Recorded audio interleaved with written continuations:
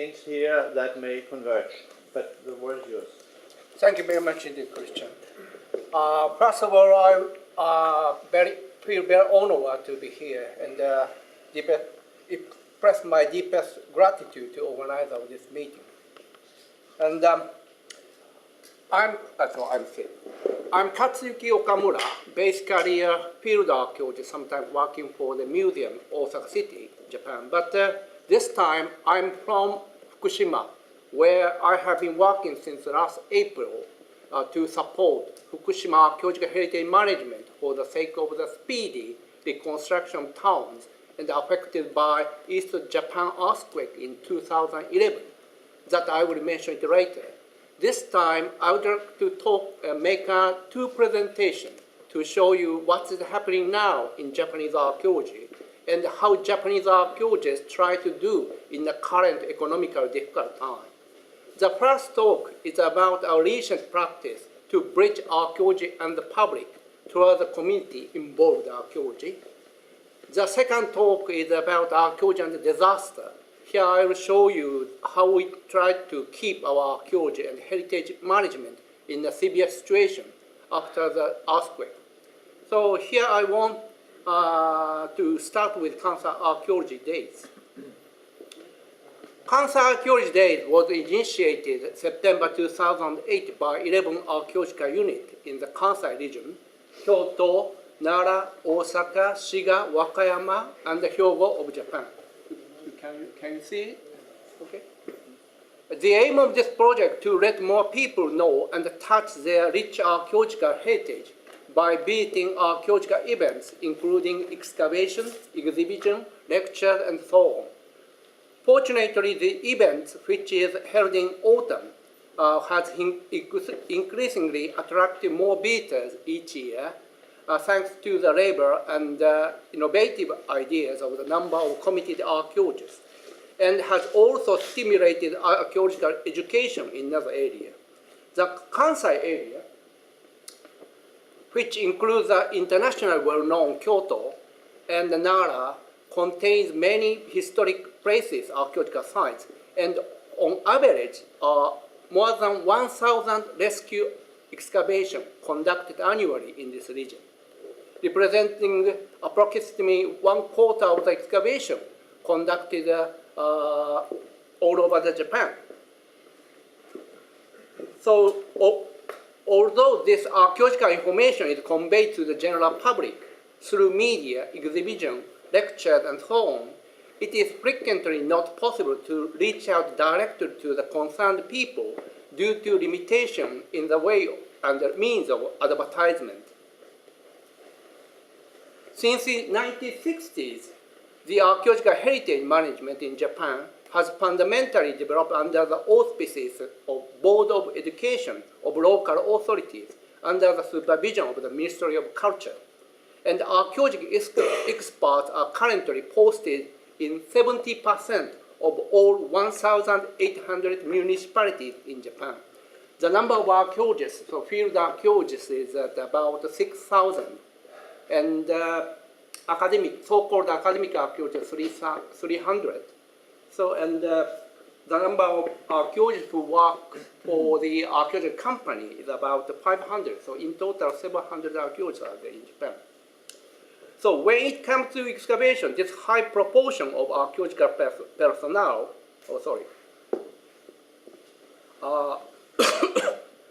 has the potential to clarify local history in detail, but in terms of outreach and educational activities, their information tend to be circulatory largely within the administrative boundaries of each authority, and in worst case, buried in a variety of other information.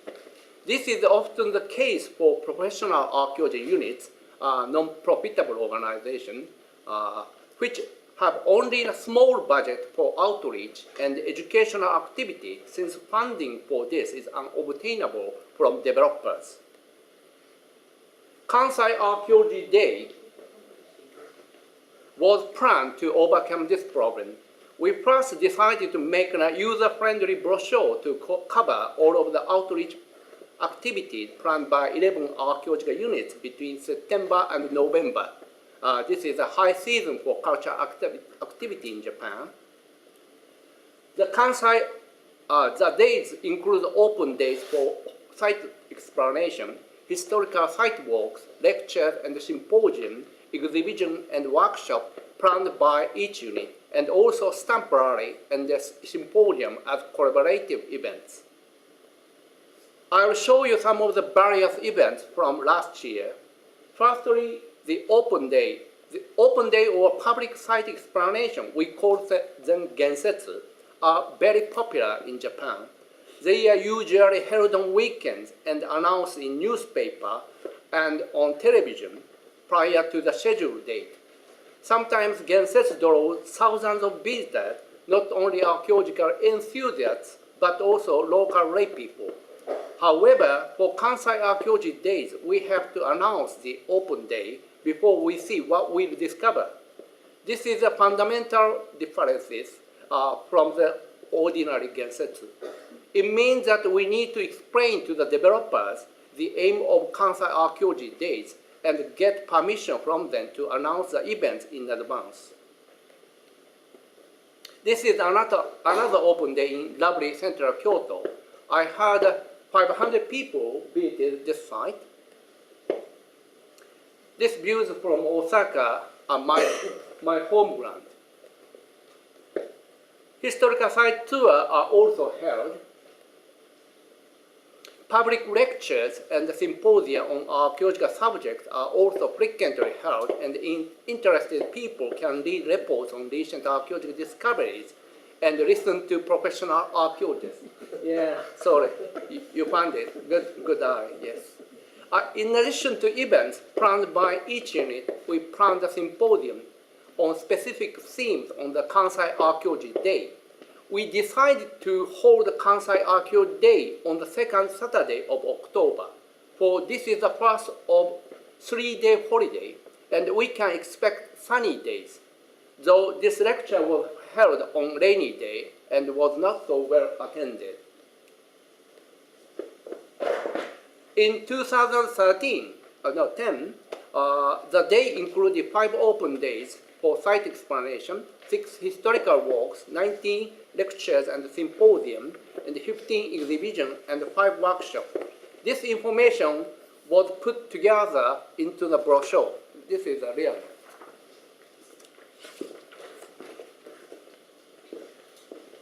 We also did so-called stamp rally, in which people collect stamps by visiting archaeological sites or museums.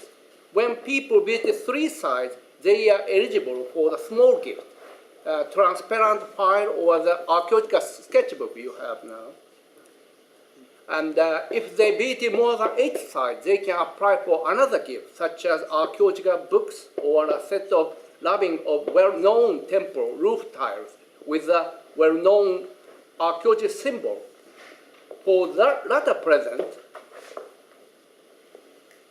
I thought only a few people would apply, but the result was totally different. More than 100 people applied for the gift. It surprised me, but it still makes me wonder which they wanted more, the well-known temple roof tile rubbings or the well-known archaeologist symbol, or both. Last year, more than 600 people visited at least 3 sites, and amongst them, 112 people visited more than 8 sites, and 2 individuals visited every site. From the number of commemorative stamps there used, we can estimate more than 3,000 individuals visited archaeological sites or museums as a part of this event. Sponsorship is very important, for we do not have a sufficient budget to do it by ourselves. We have made a special team to get sponsors, which now includes a variety of companies from publishing, photography, conservation, scientific analysis, and so on. All are related to our archaeological work. They probably wouldn't say no. The number of participants in lectures and workshops at each city has increased considerably. For instance, in 2010, visitor to the archaeological exhibition at Nagaoka-kyo City in Kyoto increased by 50% over that of the previous year, and the percentage of visitors from beyond the city jumped from 23% to 73%. This trend of greater number of people from the increasingly wider area was observed at each event. We've learned much from Kansai Archaeology Days and have recognized its potential to promote greater communication between Japanese archaeologists and the public in the following way. Exploiting a new distribution channel of archaeological outreach information. Although it might seem natural in other countries, one unexpected outcome of these events was the realization that we Japanese archaeologists were able to confidently convey information directly to the public. In other words, it is now more widely recognized that this channel is open to greater exploitation. Unfortunately, we do not have a national body like a Council for British Archaeology in UK, dedicated to education in archaeology. And we will have many barriers to overcome in order to create a new dialogue with the general public.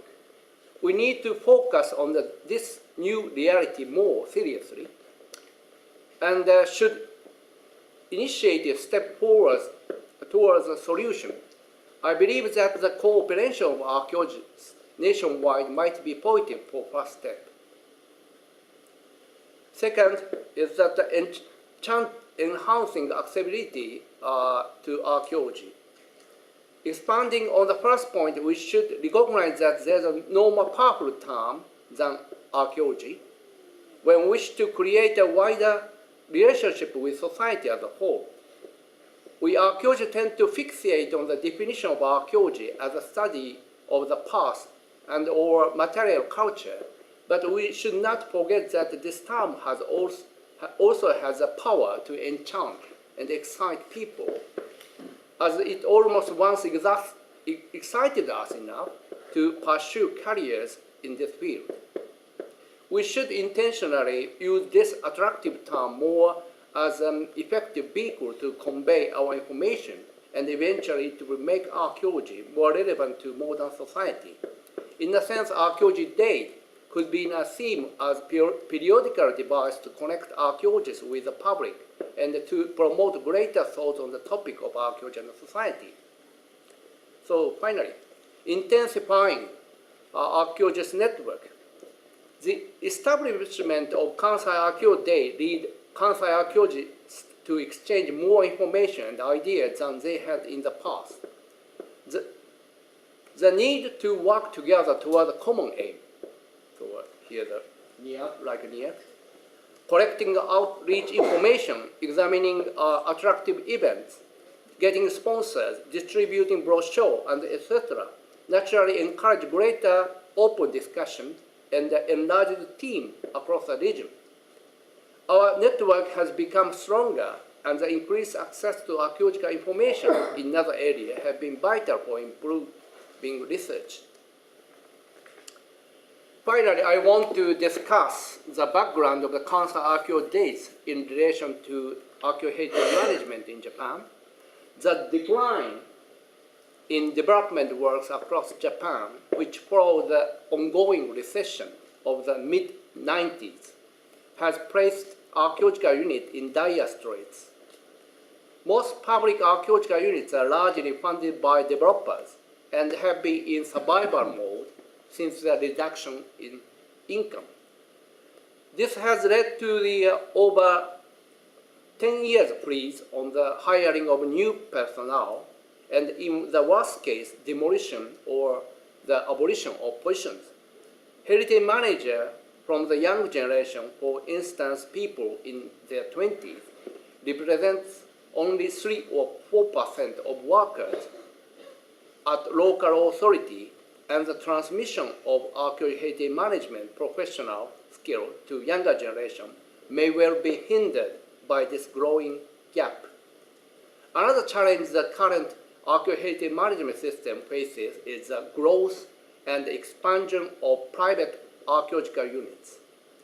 Naturally, developers tend to be far less interested in the quality of excavation than they are in effective management.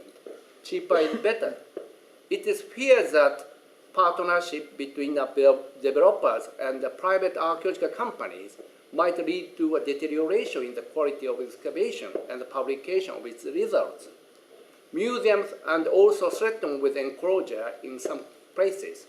All in all, facility and activity in the cultural and educational fields, with the exception of those making a profit, are becoming less and less financed. It was with a desire to break this long-lasting stagnation that Kansai Archaeology Days was created. Last year, the Kanto Archaeological Fair, with similar concept as the Kansai Archaeology Days, was held in Kanto region, including Tokyo. I hope this will be the start of a series of movements which will grow to cover the whole country to make National Archaeology Days. For better archaeology management, Japanese archaeology should not be satisfied with being just an excellent researcher of the past, but should carefully and insightfully look at the present as well. Archaeology management in Japan is in need of study and passionate archaeologists who can respond to such a difficult time. Thank you. This is the first talk, and may I continue? Of course. And 11. And I should add that there is a book out on Springer called Public Archaeology, edited by Katsu, and one more maybe. It came out this year, last year? 2 years ago, yes. 2 years ago. Global perspective. Yes. This reference, we need that on somewhere. So second talk is about a serious matter concerning the disaster last time. I did not directly experience the Great Eastern Japan earthquake on the 11th of March 2011. In this sense, I am not qualified to mention this disaster. But in 1995, we also had a big quake in the Kansai region where I live. It was a great Hanshawaji earthquake, and I was involved in a variety of activities to support archaeologists in the devastated area then. As for the East Japan earthquake, when I knew it was a big earthquake, suddenly I recalled this 1995 quake and could imagine what would happen to archaeologists in the devastated area, and recognized it would be a great challenge which Japanese archaeologists had ever faced. In my talk, firstly, I will briefly review what happened and is happening for cultural heritage in the devastated area. Secondly, I will also propose the ongoing problems and the prospects for archaeological heritage during the subsequent reconstruction process. Thirdly, I would like to show how archaeologists, particularly in the Tohoku region, have worked hard on research and re-examination for traces of past earthquake and tsunami, and try to utilize such information for the public disaster prevention as a duty of their profession. Finally, I will want to plea for the further development of disaster archaeology as an established subfield of archaeology. So we will go back to the 11th March 2011 to see what happens then. As you already know, the biggest earthquake ever recorded in Japan occurred over the Sanriku coast of the Pacific, which measured magnitude 9.0. The earthquake hit the burst area covering parts of the Tohoku and the Kanto region, stretching more than 500 kilometers from north to south, included in which Iwate, Miyagi, and Fukushima prefecture that suffered particularly severe damage. The following tsunami tidal wave reached more than 30 meters in height at some areas, spreading inland more than a few kilometers from the coast, destroying virtually everything: people, cars, structures along the way. Almost 20,000 people have died and been lost. To make things worse, The Fukushima #1 nuclear power station of the Tokyo Electric Power Company was catastrophically damaged and has since been causing serious radiation contamination, resulting in the evacuation of the residents within a 20-kilometer radius of the station and continue to threaten the already devastated area and beyond. So definitely the damage caused by the disaster is the worst since World War II. Damage caused by cultural heritage is also very serious and wide-ranging. There are lots of damage to cultural properties in Tokyo, Kanto region too. It's far more severe than in 1995. Speaking only of designated national cultural properties, more than 700 such properties have been damaged, including 5 national treasures and 160 important cultural properties. Let me show you some cases. The stone wall of the many castles and the fortresses were damaged, and the numerous stone monuments in temples and shrines collapsed. Total loss and damage to architectural heritage is most severe in tsunami devastated areas. For instance, in Iwanuma City, Miyagi Prefecture, the half of the city area were flooded, and the temple and shrine along the coast were completely swept away. Museums and archives located near the coast were damaged mainly by the tsunami, and those located inland by the strong tremor. This is a Shinomaki Municipal Museum. It houses more than 20,000 archaeological objects unearthed from the shell middle in the city. This is a Rikuzen Takaza Municipal Museum, which was completely destroyed. It also took the lives of all 6 members of the museum staff. Rescue activities were very active in many areas of the devastated region. What needs to be done immediately is to evacuate the damaged cultural properties to where they can temporarily stored in appropriate condition and where necessary treatment can be conducted. So it will no doubt take a very long time to complete the rescue of tangible cultural properties. But as the pace is shifting from that for initial cleanup to that for the reconstruction of the destroyed infrastructure and village town, problems concerning the protection of buried cultural properties, so archaeological sites, archaeological deposits, is becoming increasingly acute by the day and demand urgent responses.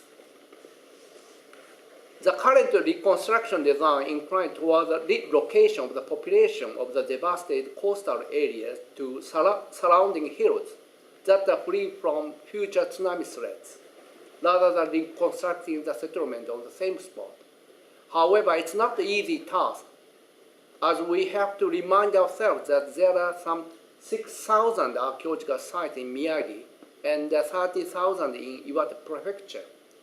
Especially in the Sanriku region, more sites are located on the hill than coastal plain, and the presence of many undiscovered sites are also expected. Some media had already reported on this issue. Archaeological sites on the hill would be an obstacle to relocation. We had exactly the same archaeological management situation when the Hanshin Awaji earthquake occurred in 1995.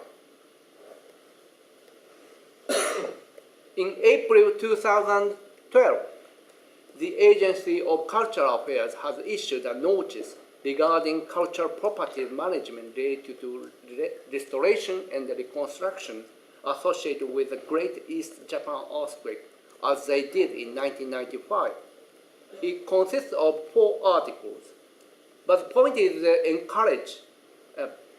is to encourage speedy excavation, not to delay reconstruction works, and active dissemination of research results to local people and developers.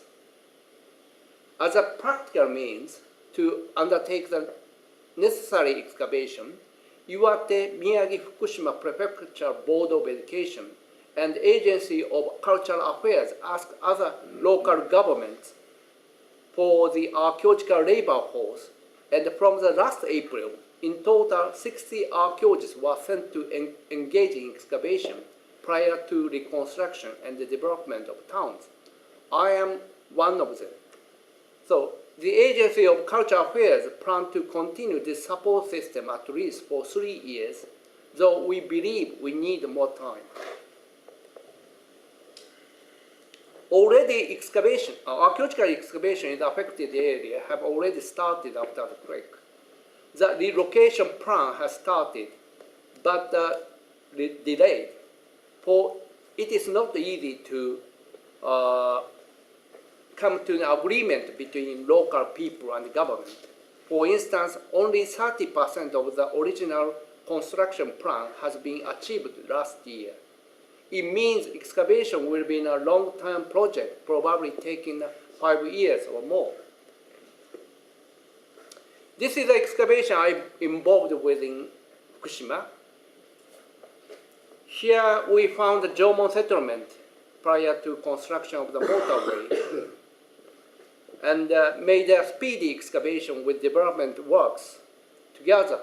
Last October, you see Professor Jean-Paul Domour visited outside and cheer us up. Thank you, Jean-Paul. Thank you. We also have to make a field evaluation, which means to estimate the size, content, and the complexity of the site. Last year, we dug 2,000 test pits. From the test range on the right, a Tatara steel-making kiln using sand iron was found, which is a very popular feature in this region. It dates back to 8th century AD. The cultural heritage management issues in Fukushima are rather different from those of other areas due to radiation contamination, in addition to effects of the earthquake and the tsunami. Even though almost 3 years has passed since the earthquake and tsunami, 150,000 people still are evacuated from the affected area or their home. That is 8% of total population of Fukushima. Many people are still living at temporary housing. As for the cultural heritage, almost the major cultural properties have been rescued from the restricted area, thanks to committed archaeologists and heritage managers in Fukushima. Those are stored in safe now, but where and how to exhibit is not decided and under the serious question. So, Mr. Honma, speaker, Fukushima archaeologist, mentioned that people in Fukushima cannot foresee the future unless reduction of radiation contamination and the disposal of disaster waste are secured. And the regeneration of local culture should go together with the preservation of the cultural heritage. He told that we first appreciate the meaning of local community, culture, heritage, including intangible. Only once we've lost them. Heritage is not just healing object. As for the archaeological heritage, serial discussion is just in progress. Last December, Ministry of Environment have asked 3 towns, Futaba, Okuma, Naraha, 3 towns, under severe radioactivity contamination to set up an interim storage facility for contaminated soil. But because it is so large, 19 square kilometers, it will affect the historical landscape, and in the area, at least 60 archaeological sites included. I met the chief archaeologist just before coming here. I had the Ministry of Culture negotiating with the Ministry of Environment to avoid important archaeological sites. 2 months ago, we had the great archaeologist from here, The site is located in Futaba town. Here's the Christian and Heidegger. Lord Heidegger are observing the wall painting of the Kyoto South Barrier Chamber, 7th century one. And fortunately, this tomb cluster is kept out of the contaminated soil storage facility, but no one can tell when it will be accessible as before. Two distinct archaeologists, cheered up Fukushima archaeologists. Thank you very much indeed again. I want to turn my talk from heritage issue to archaeology. In May 2012, 1 year after the quake, a symposium on past earthquake and tsunami was held by Miyagi Archaeological Society. Whenever I hear their presentation, I strongly feel a message in them. It is that they work hard on the research and the re-examination for traces of deposits from the past earthquake and tsunami, and try to utilize such information for public disaster prevention. Behind the scene, they regret whether they did not properly disseminate information about the past tsunami. Let me show you how they work on the accurate recognition of the traces of past tsunami at Kutsukata site in Sendai City. The site is located 4.3 kilometers in distance from the present shoreline. Excavation was first conducted in 2006 prior to construction of motorway. They found the 2000 BP, Midori period paddy fields, and a layer of white sand covering the fields. They tried to determine whether the sand layer was really caused by tsunami, since if so, it might be sensational accepted. From Professor Matsumoto, physical geographer from Tohoku Gakuin University, with the research director Mr. Saino from Sendai City Board of Education, tapped on this project.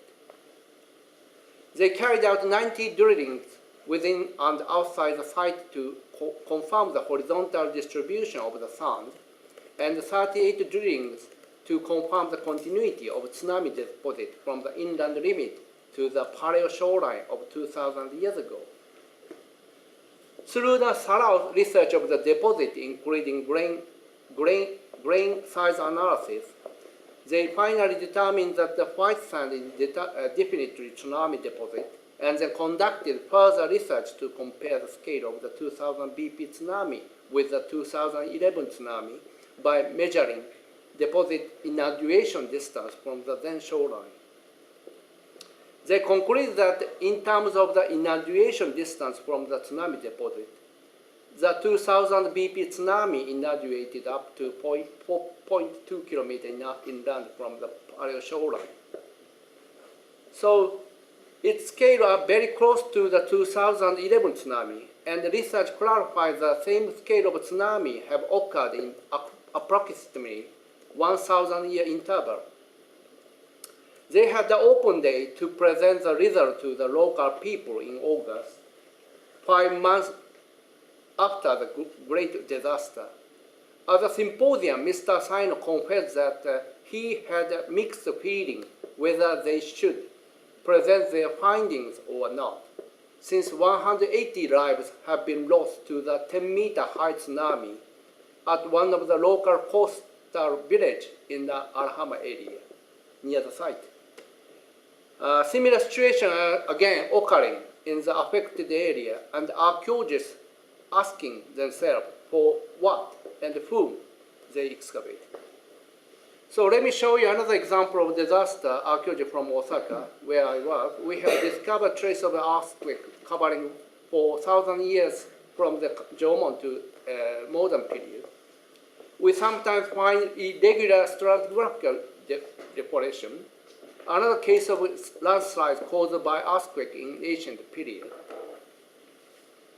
The site located at the heart of the Osaka, you can see the evidence of the inland landslide at the top of the gallery.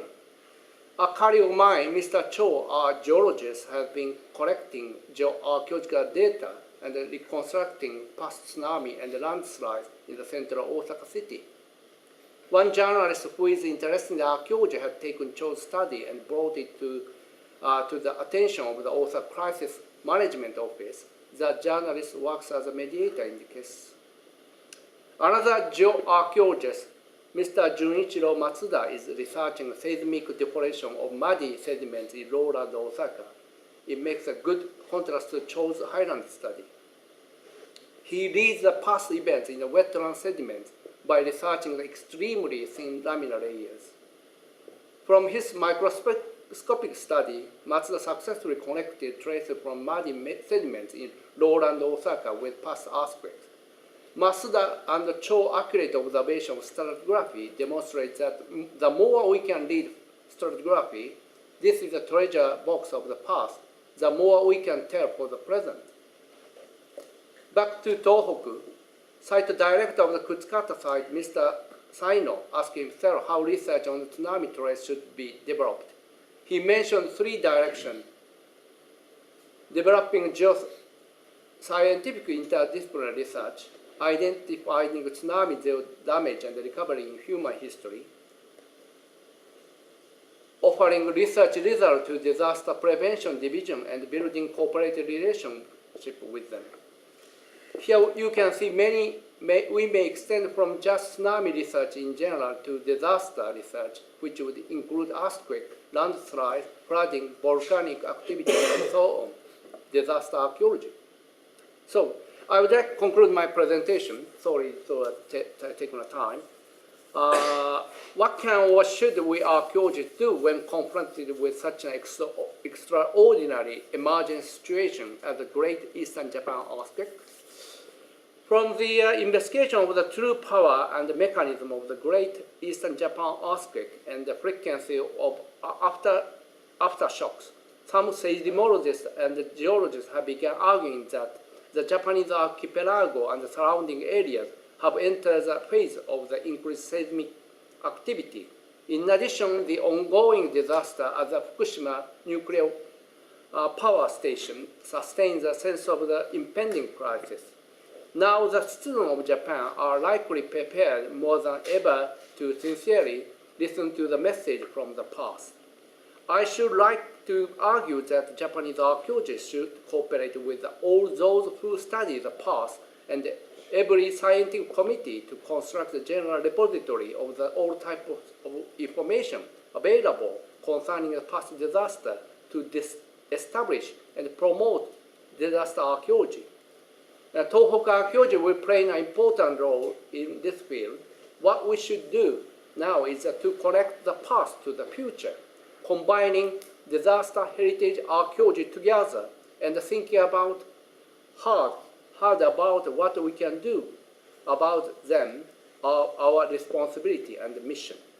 We will have a World Archaeological Congress in Kyoto 2016, and I'm involved with this Congress. We call for the cooperation and the collaboration to the archaeology across the world. Thank you very much indeed.